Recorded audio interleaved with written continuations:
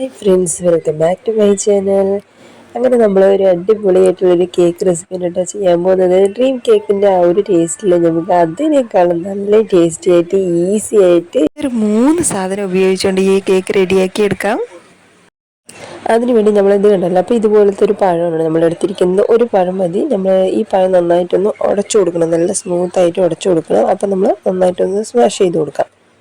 അപ്പോൾ ഇതുപോലെ നമ്മൾ നന്നായിട്ടൊന്ന് ഉടച്ചതിന് ശേഷം നമ്മൾ പിന്നെ ഇതിലേക്ക് ഒരു മുട്ടയാണ് ഒഴിച്ചു കൊടുക്കുന്നത്. റൂം ടെമ്പറേച്ചറിലുള്ള മുട്ടയാണ്. അപ്പോൾ ഈ 2 സാധനങ്ങളാണ് നമുക്കിത് വന്നിട്ട് നമുക്ക് കഴിക്കുന്ന സമയത്ത് ആ ഒരു കേക്ക് പോലെയും അല്ലെങ്കിൽ ഒരു ബനാനയുടെ ഒരു പുഡിംഗ് ഒക്കെ ഉണ്ടല്ലോ, അപ്പോൾ ആ ഒരു ടേസ്റ്റ് പോലെയാണ് നമുക്ക് ഉണ്ടാവുന്നത് കേട്ടോ. നിങ്ങൾ വിചാരിക്കും ശരിക്കും ഈ രണ്ടും, അതായത് നമ്മുടെ പഴവും മുട്ടയും മാത്രം കൊണ്ടുണ്ടാക്കുന്ന സമയത്ത് നന്നായിട്ടുണ്ടാവും എന്ന് വിചാരിക്കേണ്ട. ഉറപ്പായിട്ടും പറയണം, നല്ല ടേസ്റ്റാണ്. അപ്പോൾ നമ്മുടെ പഴം ഇതുപോലെ നന്നായിട്ടൊന്ന് ഉടച്ചു കൊടുത്തതിന് ശേഷം ഇതിലേക്ക് ഒരു മുട്ട ഒഴിച്ച് കൊടുത്തിട്ടുണ്ട്. അപ്പോൾ മുട്ട ഒഴിച്ച് ചെയ്തതിന് ശേഷം വീണ്ടും നന്നായിട്ട് മിക്സ് ചെയ്ത് കൊടുക്കുക. നന്നായിട്ട് മിക്സ് ആയതിനു ശേഷം പിന്നെ നമ്മൾ ഇനി ഇതിലേക്ക് ചോക്ലേറ്റാണ് നമ്മൾ ചേർക്കുന്നത്. അപ്പോൾ നമ്മൾ ചോക്ലേറ്റ് വന്നിട്ട് ഞാനൊരു 1/2 കപ്പ് ചോക്ലേറ്റ് നമ്മൾ ഇതിലേക്ക് ചേർത്ത് കൊടുക്കണം. അതിനുവേണ്ടി ഒന്ന് ചൂടാക്കി വെക്കാം. ഞാൻ ഓവനിൽ വെച്ചിട്ട് ചെറുതായിട്ടൊന്ന് ചൂടാക്കി എടുക്കുന്നുണ്ട്. അപ്പോൾ 1/2 കപ്പ് ചോക്ലേറ്റ്, ഒരു 80 ഗ്രാം എന്ന് പറയാം. അപ്പോൾ നമ്മൾ മൊത്തത്തിൽ ഇതിലേക്ക് ഒഴിച്ചു കൊടുക്കുന്നില്ല, മൊത്തത്തിൽ ആദ്യം നന്നായിട്ടൊന്ന് ചൂടാക്കി എടുക്കാം. ഇതുപോലെ ഒരു 1/2 കപ്പ് ചോക്ലേറ്റ് നമ്മൾ ഒന്ന് ചൂടാക്കിയത്, ചെറുതായിട്ടൊന്ന് ചൂടാക്കിയിട്ട് നിങ്ങൾ നന്നായിട്ട് മെൽറ്റാവുന്ന രീതിക്ക് ചൂടാക്കിയാലും കുഴപ്പമൊന്നുമില്ല. അപ്പോൾ ഇതുപോലെ ചെറുതായിട്ടൊന്ന് ചൂടാക്കിയതിന് ശേഷം നമ്മൾ ഇതിലേക്ക് ഇട്ട് കൊടുക്കാൻ കേട്ടോ. നമുക്ക് ഞാൻ അതിൽ വന്നിട്ട് ഒരു സ്പൂൺ എന്തോ തന്നെ മാറ്റി വെച്ചിട്ടുണ്ടായിരുന്നു കേട്ടോ. ബാക്കിയെല്ലാം ഞാൻ ഇതിലേക്ക് ചേർത്ത് കൊടുത്തിട്ടുണ്ട്. നമ്മൾ മുകളിലേക്ക് കുറച്ചുകൂടെ ഒഴിക്കാനായിട്ട് നമ്മൾ ആ ഒരു സ്പൂൺ ചേർത്തത് കേട്ടോ. അപ്പോൾ നമുക്ക് വേണമെങ്കിൽ 1/2 കപ്പ് മുഴുവനായിട്ട് ചേർത്താലും ഒരു കുഴപ്പമില്ല. നിങ്ങൾക്ക് എക്സ്ട്രാ ഒന്ന് ചൂടാക്കിയാൽ മാത്രം മതി.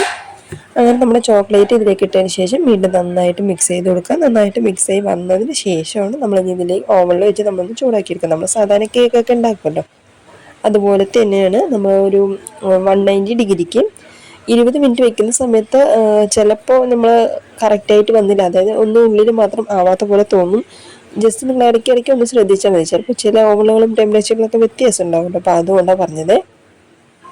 അപ്പം ഞാൻ ഇതുപോലുള്ളൊരു, അതായത് ഓവൻ സേഫ് ആയിട്ടുള്ള ഒരു ഗ്ലാസിൻ്റെ ഈ പുഡിംഗ് ട്രേ പോലെയുള്ളതാണ് ഞാൻ റെഡിയാക്കിയത് കേട്ടോ. അപ്പം നിങ്ങൾക്ക് ഏതിലാണെങ്കിലും കുഴപ്പമില്ല, ബൗളിലോ അത് നിങ്ങളുടെ അടുത്ത് ഇഷ്ടമുള്ളത് ഏതാ വെച്ചാൽ അതുപോലെ ചെയ്താൽ മതി. അപ്പോൾ നമ്മൾ ഇതുപോലെ ഒന്ന് 180 ഡിഗ്രിക്ക് നമ്മൾ 20 മിനിറ്റ് വയ്ക്കുന്ന സമയത്ത് കറക്റ്റായിട്ട് വന്നിട്ടുണ്ടാവും. അതിൻ്റെ അപ്പം നമ്മൾ റെഡിയാക്കി കഴിഞ്ഞിട്ട് കാണിച്ചു തരാം. അങ്ങനെ ഇത് കണ്ടല്ലോ, നമ്മൾ സാധാരണ കേക്ക് പോലെ തന്നെയാണ് നിങ്ങൾക്ക് കാണുന്ന സമയത്ത് മനസ്സിലാവും. കഴിക്കുന്ന സമയത്ത് നമ്മൾ കേക്ക് ഉണ്ടാക്കും, അതായത് നമ്മുടെ ഒരു പഴത്തിൻ്റെ ആ ഒരു ടേസ്റ്റും മണമൊക്കെയാണ് നമുക്ക് ഉണ്ടായിരുന്നത്.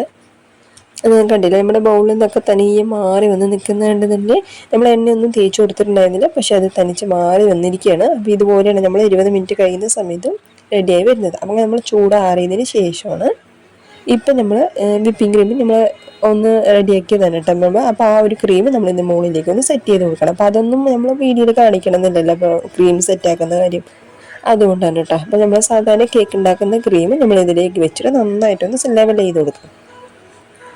അപ്പം നമുക്ക് കൂടുതൽ വേണമെങ്കിൽ അതിനാവശ്യാനുസരണം പോലെ എല്ലാ സാധനങ്ങളും എടുത്ത് റെഡിയാക്കിയാൽ മതി. അപ്പോൾ ഇതുപോലെയാണ് നമ്മൾ ക്രീമും കൂടെ ഒന്ന് വെച്ച് സെറ്റ് ചെയ്യുന്നത്.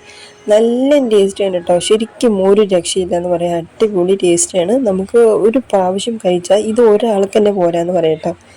എന്താ പറഞ്ഞാൽ ഇത് ഉണ്ടാക്കി കഴിഞ്ഞ് നമ്മൾ ഇതിൻ്റെ ആ ഒരു ടേസ്റ്റ് നിങ്ങൾക്ക് ഇഷ്ടമായാലും പിന്നെ എത്ര പ്രാവശ്യം ഉണ്ടാക്കിയെന്ന് ചോദിക്കുന്നുണ്ട്. ആ ഒരു ടേസ്റ്റ് അത്രയും നിങ്ങളെല്ലാവരെയും ഒന്ന് ഷോക്കാവുക തന്നെ ചെയ്യും. നിങ്ങൾ ഇത്രയും ഈസി ആയിട്ട് ഇതുപോലൊരു റെസിപ്പി എന്ന് പറയുന്ന സമയത്ത് ഉറപ്പായിട്ടും നിങ്ങളെ തന്നെ എല്ലാവരും ഒന്ന് അതിശയിപ്പിക്കുന്ന തന്നെ പറയട്ടോ, ഒരു മാറ്റമില്ല. അപ്പം നമ്മൾ ഇതുപോലെ ഒന്ന് സെറ്റ് ചെയ്തതിന് ശേഷം നമ്മളിപ്പോൾ ചോക്ലേറ്റ് നമ്മൾ അപ്പോഴേ ചൂടാക്കിയതാണ് കേട്ടോ. അപ്പോൾ അത് കാരണമാണ്.